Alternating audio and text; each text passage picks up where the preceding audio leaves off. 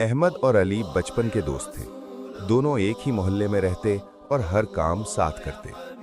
वक्त के साथ अली नमाज का पाबंद हो गया, मगर अहमद आहिस्ता आहिस्ता नमाज से गाफिल होने लगा। एक दिन अहमद बहुत परेशान था।